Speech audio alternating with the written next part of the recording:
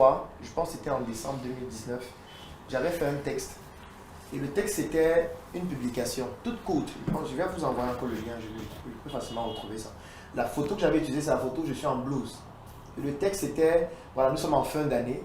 Et puis, moi, j'ai décidé de vous offrir un cadeau. Demandez-moi n'importe quoi que vous souhaitez, je vous offre ça gratuitement.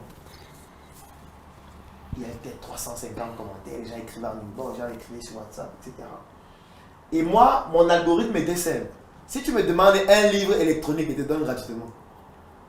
Ça veut dire que tous ceux qui m'écrivaient pour dire je veux le jeune entrepreneur africain, je demande version électronique ou version physique. Si tu dis version électronique, je t'envoie directement le livre. Tu te demandes n'importe quel livre, je te donne la version électronique gratuitement. Mais quand tu te demandais un produit, parce qu'il y a des gens qui venaient, je veux le laptop, je veux le game PC de tel AC. D'autres disaient non, je veux un billet d'avion qui va me permettre de faire machin et tout. Et qu'est-ce que je faisais? Je dis, il n'y a pas de souci. Contacte-moi à ce numéro et puis je vais te dire comment est-ce que tu vas faire pour optimiser. Et ce que je faisais donc, c'est quoi? C'est que quand les gens me contactaient pour autre type de produits, à part les livres électroniques, je leur faisais donc comprendre que voilà, ce qu'on va faire, c'est que je vais te permettre d'obtenir ça, mais pas au coût réel. Ça veut dire que je vais te diminuer peut-être 80% sur le prix réel. Si peut-être c'est une formation, si ça coûtait 50 000, je pourrais te faire avoir ça à 10 000 francs. Si c'est peut-être le coffret VIP, je peux te faire avoir ça à 50 000, etc. Et puis avec ce texte-là, en pratiquement 2-3 jours, j'ai fait un chiffre d'affaires de plus de 500 000. Et j'ai refait une publication pour donner les statistiques. Pour dire qu'en fait, vous voyez la publication que j'avais fait l'autre jour. En fait, la publication là m'a rapporté tel montant. Et j'ai essayé de détailler le type de produits et services que les gens ont sollicité et ont payé et tout et tout et tout.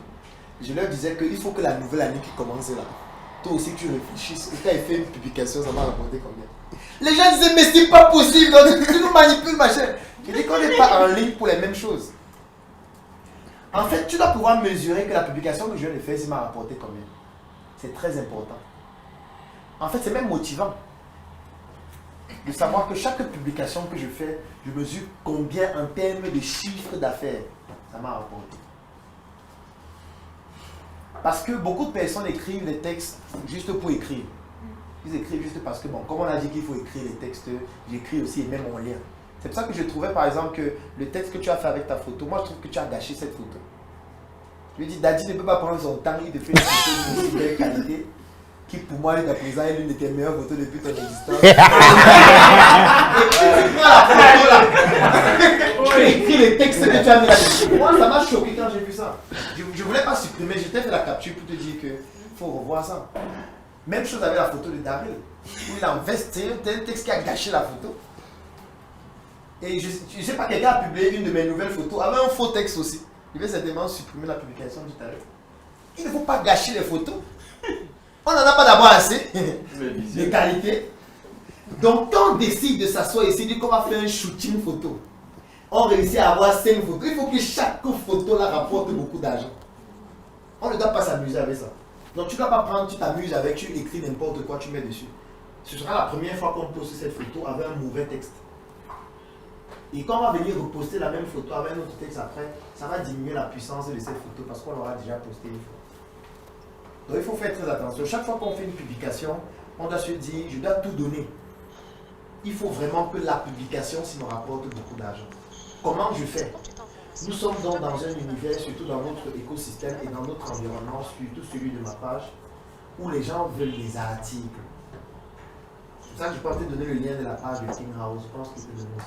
Il faut écrire des articles. Les gens ne veulent plus les textes. Les gens ne veulent plus que tu dises l'inflation, c'est en économie, ça signifie machin. Tout le monde connaît ça. Tout le monde peut aller chercher ça en ligne. Tout le monde peut aller lire dessus. Les gens veulent avoir la spécificité que tu as, que les autres n'ont pas. Et cette spécificité se trouve dans ton parcours, dans ton histoire, dans ta vie, dans tes expériences, dans tes échecs. C'est là où il y a une spécificité que les autres n'ont pas. Et c'est facile à voir, ça veut dire quoi? Si on prend seulement la Startup Academy, il y a tellement de choses que la Startup Academy a réalisées qui sont uniques. Il y a tellement d'échecs qu'on a eu à vivre à la Startup Academy qui sont uniques, qu'on peut raconter et vendre des choses en partant de là. Parce que ça a bâti notre expérience. Chacun ici a une expérience qu'il peut raconter d'où on tire une leçon et dont désormais il a l'expertise pour permettre aux autres personnes de ne pas vivre les mêmes choses. C'est dans nos histoires qu'on doit puiser en réalité notre spécificité que les autres n'ont pas.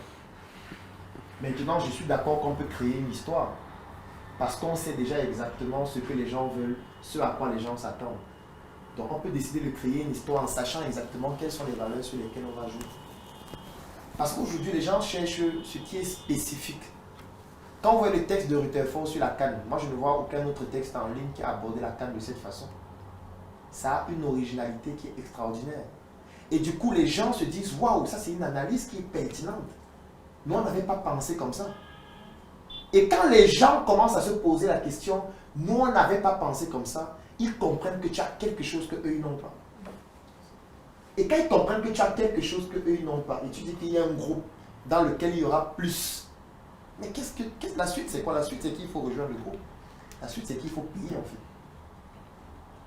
Mais si toi, tu prends les textes sur Internet que tout le monde a, on se dit, mais attends, toi, tu prends ce que nous, on connaît déjà. Tu prends ce qu'on peut retrouver n'importe où.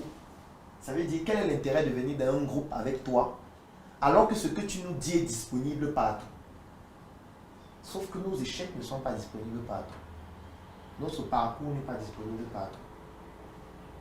Nos relations amoureuses ne sont pas disponibles partout.